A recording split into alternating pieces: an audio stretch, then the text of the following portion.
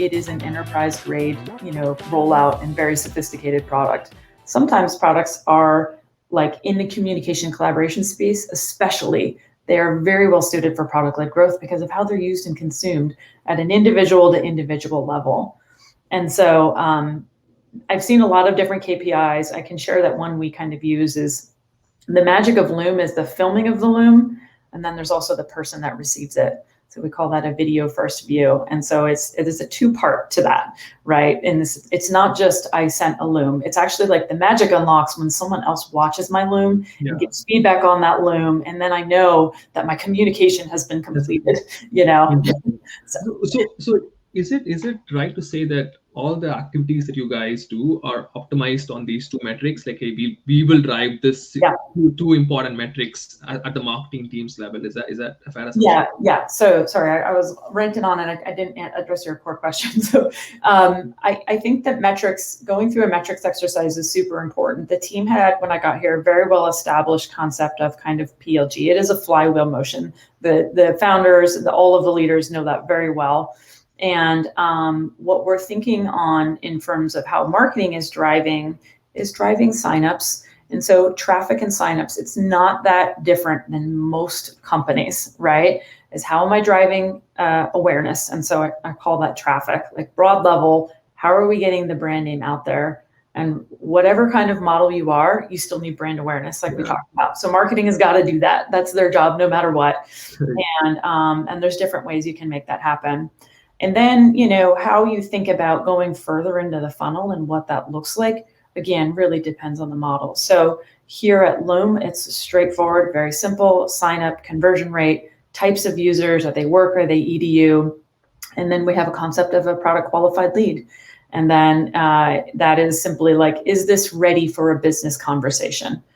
We're seeing X number of seats in an enterprise doing X actions. Perhaps it's time to say, hey, Miss, CIO or Mr., head of people, we think there's something here that you should know about because we think it can unlock even more for you. Yeah. I have a whole section on how you work with sales teams, so I'll come to that later. But curious on the similar thing that you mentioned in Loom, like, did you have a similar KPI or North Star metric at PagerDuty as well? Because I think like our CTO lives by PagerDuty. Like, he loves the brand, he loves the product. But curious how you guys look at that in PagerDuty as well. Yeah, so PagerDuty was really interesting because it's a complex product in terms of when you go through the onboarding, like there's actually a lot you have to do to be successful, which goes all the way through to setting up an on-call schedule. So I think there's other companies like there's Upkeep down in LA, which is like maintenance software, but it's actually like pulling a couple people on, getting them on a schedule before I would say it's success.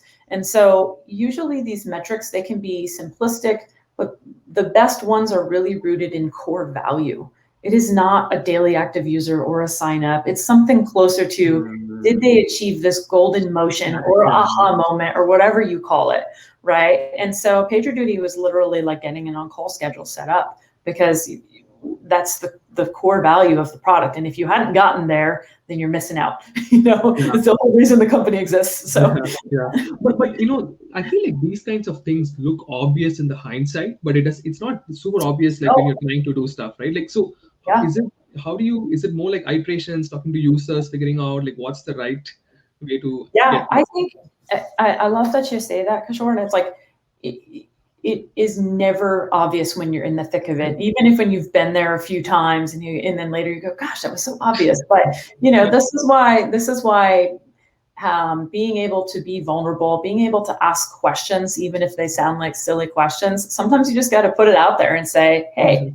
And if you find yourself getting stuck, there's always external partners, advice, guidance, and which I'm a big believer of. So like validate your theories, right? And so even one that I have a theory of kind of where Loom should go, and I pitched it in my interview in terms of thought leadership and category, but I'm going to validate it. Like it's just theory, like it's just in my head.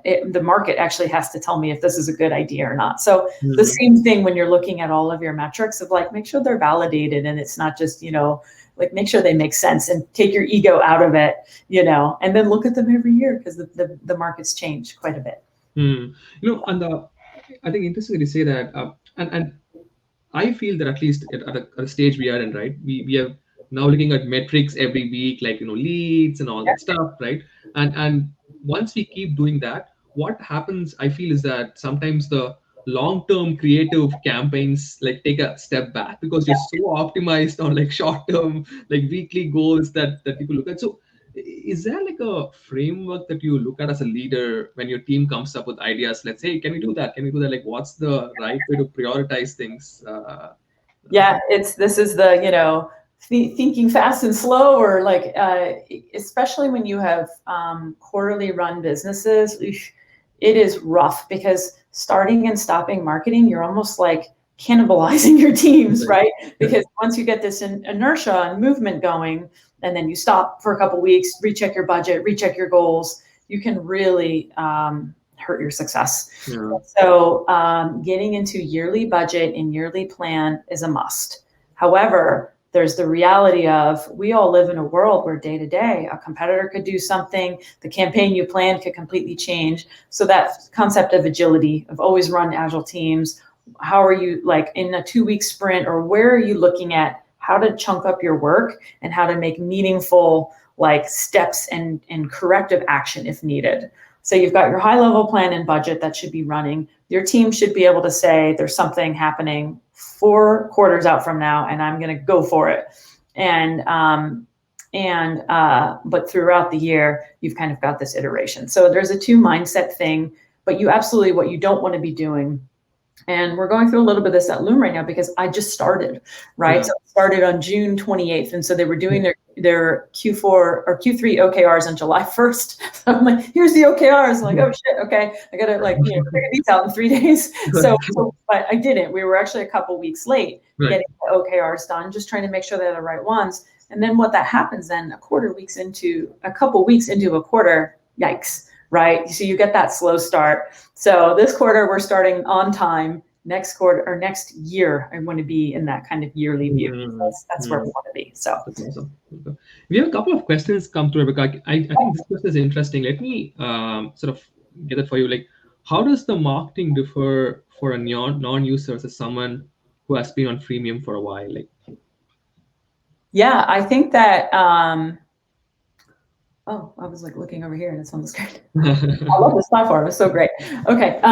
So I think for someone who's been on freemium for a while, so I mean, you kind of consider that to be your life cycle marketing, right? In that just keeping someone engaged, and user is a freemium user as a valuable user, even if they are free for the rest of their life, because they're a referrer of the brand. Love those people, and if that user never decides to upgrade, like that's okay. Yeah. Right? And then for a non-user, you're just trying to get across pure brand awareness. And in a case of Loom, it is sometimes as simple as just seeing the product in action and just getting to see it once, and then they go, okay, I get it. So on that point, then, do you guys have different email campaigns set up for different segments of users, or is it like I'm sure there is some communication happens throughout the entire user base, but are there different email campaigns you guys launch for? Yeah, absolutely, for all sorts of different actions, and same for PagerDuty, especially when you have so you have all of the different stages, right? You have someone kind of evaluating the product from freemium, you have someone who's maybe converted, you have someone in an organization who could be referring other users.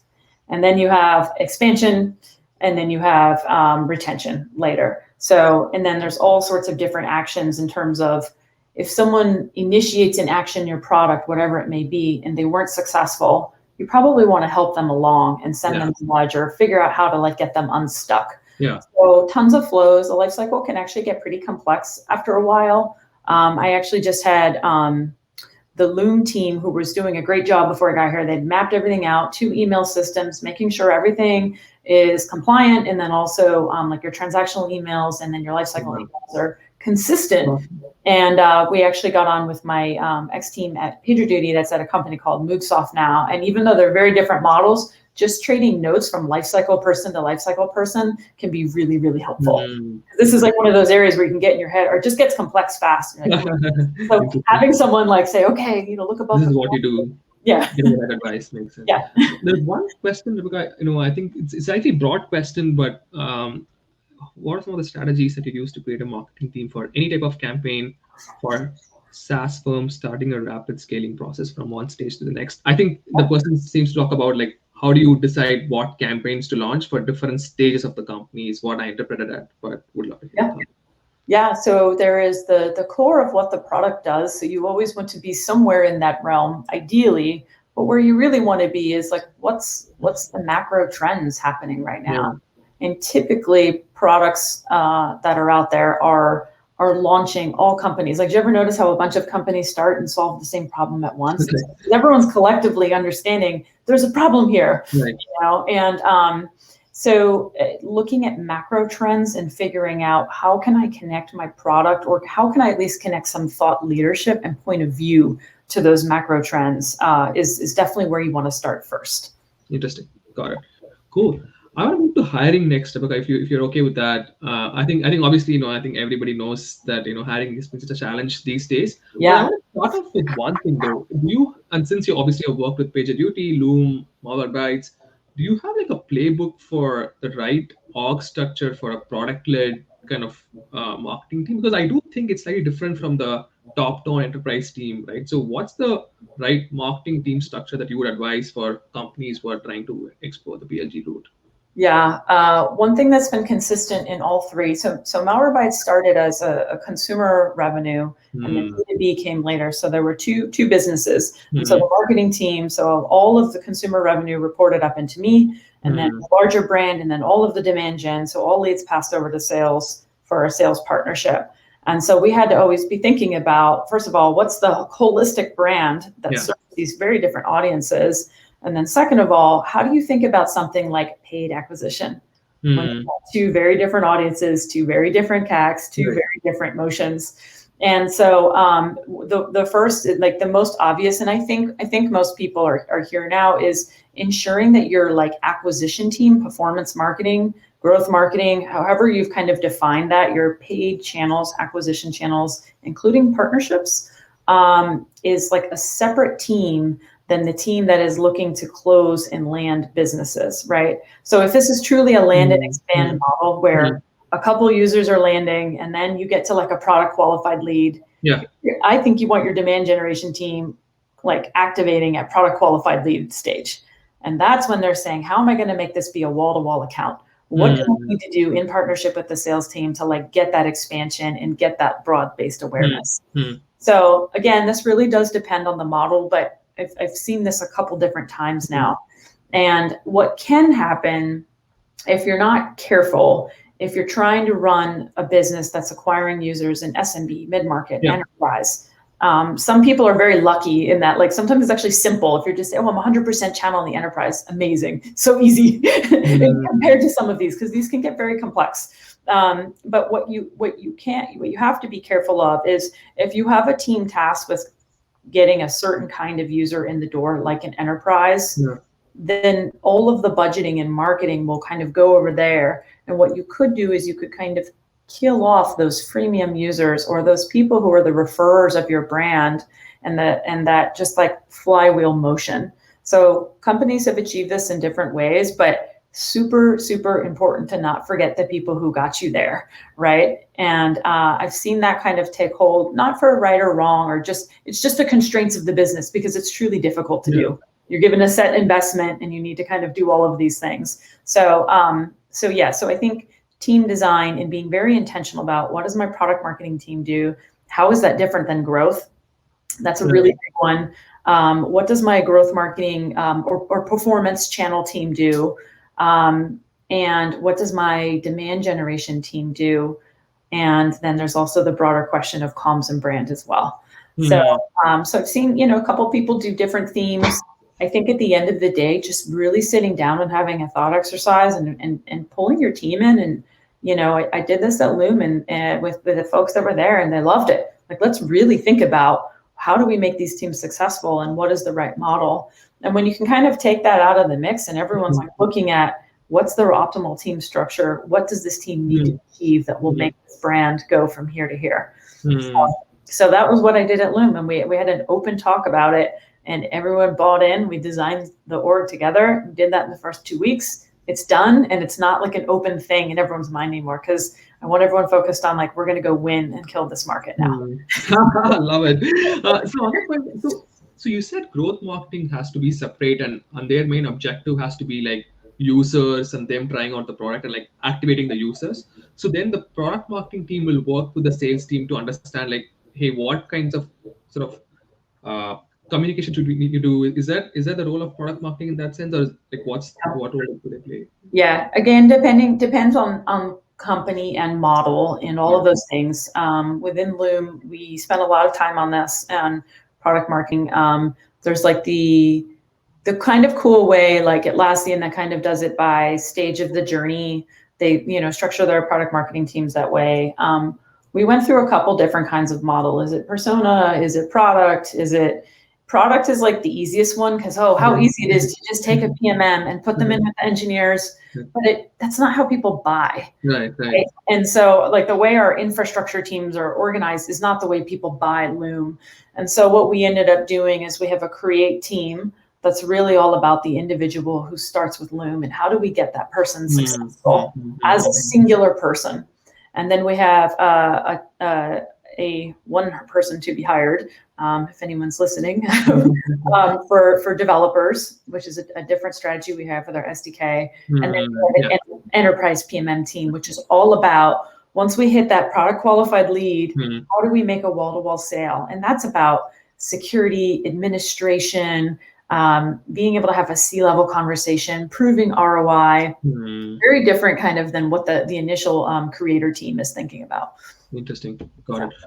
And in terms of, I think I had a question in chat that says, who should own the KPI for PQL if demand gen comes after PQL? I don't think demand gen comes after PQL, right? It's more. Yeah. Well, the PQL, this team actually defined the demand gen team.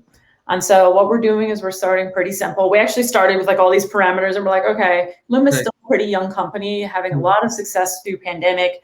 And so we actually were like, let's take a lot of these parameters out. We can get sophisticated later. Like, don't overthink it, right? And so we have just actually activated that in the last quarter, and but that was the team that put it into place. Interesting, right? And I think you did mention that you're hiring for a few roles, right? I think every company is hiring for every role possible. Curious, like, are there any interesting tactics you're using to like get candidates into the pipeline, or like? I'll share one that I'm most tactics candidates into the pipeline. Loom has a pretty great brand, and it's video, so I've been pretty lucky that just video alone, like we'll put the roles on LinkedIn, and people who haven't even heard of Loom are like, the description, okay, this is pretty cool. And I think for folks, it's just something different. So for me, after being in cybersecurity and IT for over 10 years, so we've been able to kind of pull from some of those audiences, and they're like, okay, this is cool. But no doubt is it difficult out there, and it's getting harder and harder to compete in compensation against very well-funded big brands, especially when you're a startup. It's pretty hard, but I do believe I'm an optimist at heart, and I joined Loom out of many choices because I truly believe in what they're doing. It strikes a personal note for me that people can work from anywhere, people emerging from the pandemic. On a personal note, I am a medical mom, and so my son is at home, and like I wouldn't have gone back to work if I couldn't work remotely. And that's something very different for me for even a couple of years ago. But after going through an experience of my son being in the NICU for 300 days, like I wasn't, I wanted to go back to work, but I most certainly wasn't leaving his side. So I feel very grateful to have best of both worlds. And I think Loom is the future of that. I think work from anywhere too, like you shouldn't have to be, there's like really great Andreessen quote of like, win the geographic lottery. Like that's, the future really is going to be, you don't have to live in New York anymore, or London, or San Francisco, and that shift is just it's probably going to take a long time to play out, but it's happening. Awesome. Yeah. And thanks for sharing that about your son. I hope he's okay. He's good now. Awesome. And one thing, I think you mentioned about like you can work from anywhere, and future is obviously remote. Do you guys still do like in-person quarterly meetings once in a while? Or how does the team think about like meeting in person, if I would say? Yeah, and I especially I'm very sensitive to my son's like lungs or we just did our first. So we're Loom we work in San Francisco. We have an office that we're just opening up. It's just going to be like a office that's there if you want to go in, but you don't have to. And then we just signed an office in New York. But we had a WeWork, and so the executive team just got together for the first time in my 3 months I've been here. And so we actually did it at one of the co-founders' apartments, and it was awesome in San Francisco. But the WeWork, you have to do mass. There's other folks there, and so we were outside and we got together, and it was really funny because I was like, gosh, I haven't met a lot of these people in person yet, but I feel like I have already. So. Right. Awesome. Yeah.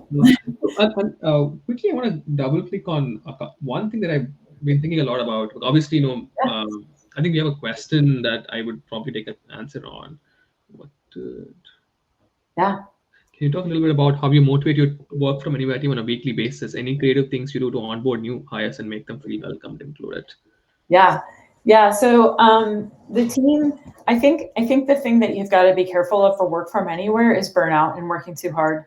And it sounds really, but people love their jobs. And when you don't have that barrier separating the home from the work anymore, it's dangerous. You have to also remember that things like Slack and social media, they're all highly addictive. Slack is 100% very addictive. And so you could just be plugged into work and you're feeling good and you're loving it, and then you're just exhausted. Yeah. And so we do have Loommates that suffer from that. And it's something that we're talking a lot about as a company. We're talking about this future vision. How are we going to change internally? And we have to dog food ourselves. And so I actually did my MBA a couple of years ago with a UCSF surgeon, and we did it on workplace engagement and burnout. And so it's actually something that's very near and dear to my heart too. Yeah. Another reason why I ended up here. So keeping people, it's a fine balance of keeping people engaged and working hard, but not going overboard. Yeah. So we do a couple different things just to keep folks connected, but the thing is you don't want to over rotate to Zoom, because if they're already burned out and you're saying, oh, let's go do a happy hour on Zoom, go do something, because we all want to our first reaction is to connect more. But sometimes when people are feeling that low of burnout, they actually need to disconnect and get outside, and it feels it's really interesting. Yeah. People are having these feelings of loneliness or disconnect, but yet they're on Zoom for 10 hours a day. It's okay, wait a minute. We got to sit down and analyze it. So anyhow, I've got the person that answered that question. I could definitely share some more, or ask that question. I could definitely share some more offline. I'd love to talk about it. That's awesome. Yeah.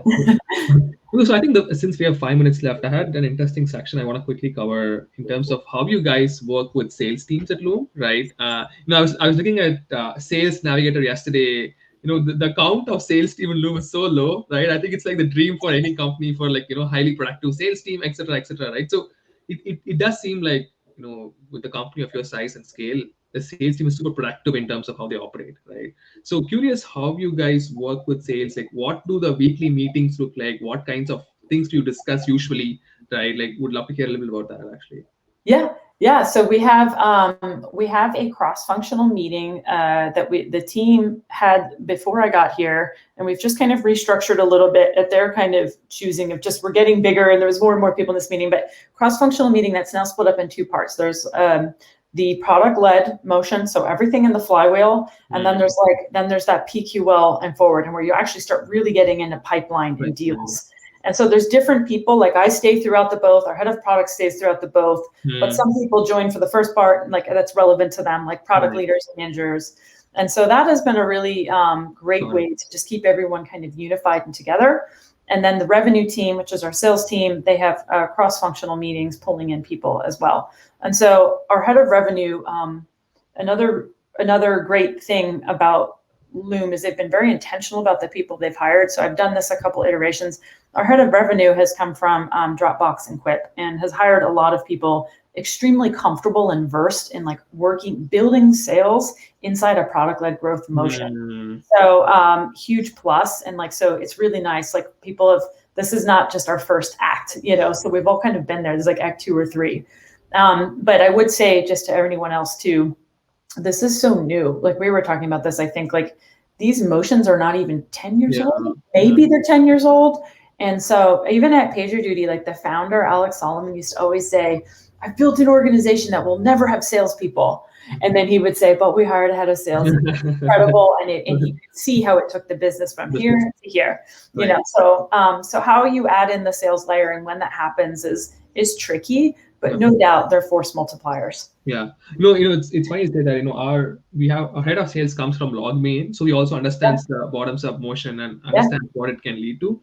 But I think typically the question that I'm sure a top-down sales leader will ask is that, hey, how will it affect my sort of pipeline and sort of commission as well, right? Because if every lead is going through like a PQL motion, it takes a bit of time to mature, right, for them to actually hit those goals. So I do agree with that point that it's important to have someone at least who has done this before and knows what it can actually lead to rather than. Yeah. I've seen a couple different models of like, you can absolutely do just the PQL. I think sometimes easier, but also there's pros and cons of actually just segmenting, using a Clearbit and saying everything that's, 100 seats and below or 1,000 seats and below is like fully digital. And you can sometimes just make a hard line. It's still tricky. Like, so it's not clean, I'd say, in any way you do it, but I think enough people are thinking about this now, and like you go forward with, this is the model that we think works for us, but get comfortable that it's probably going to break here and there. No, I would urge you guys to write an article sometime, Rebecca. I know how you guys like do this because I do think, like I said, it's so new, right? And companies and folks have not done this before. It feels like a little new to us. So would love for you guys to spend some time and like publish an article that can help people like us understand. It's funny, when I was working at PagerDuty in the city and went up there. So I was usually working down in South Bay, which is like a lot of the kind of more bigger old school companies. But I was working in cybersecurity. Most of them are down here. Then I moved up to San Francisco, and there was a lot of like the younger, cool companies. And some of these companies, I won't name them, would come in and share their operations, and I was like, wow, holy yikes! Like but these companies were so successful that like the biz ops part wasn't needed because they were just scaling and growing, and like, but then they would actually show how leads are being like, oh my goodness, scary. So, so I mean, there's all different phases. And like, while I laugh at that, these are multi-billion-dollar companies that were so successful, they were growing faster than even getting like a good operations cadence in place. So, high-class problem.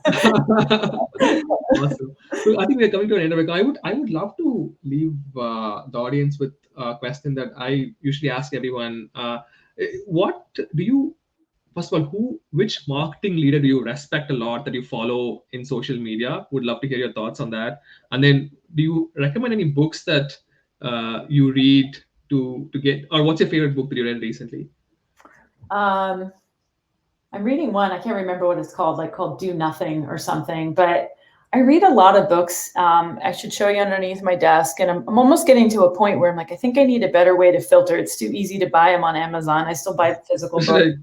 And then they're like 250 pages, and the point is in the first 50. So I don't know. But if I think about like ones that truly stood out, a couple years ago, I read Ray Dalio's Principles, and that one still, I love it.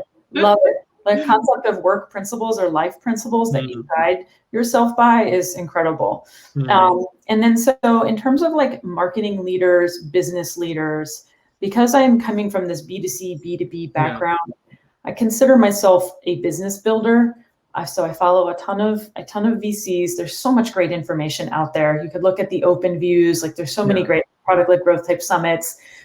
There's great, amazing blogs. One thing I would love to, I'm actually looking for a book that talks about how to build a great brand, but at a slightly tactical level though, like not at a very high level strategic, but a 100-feet view of what has to be done, to build a great brand. So if you have any recommendations, please let me know. I would love to give it a read.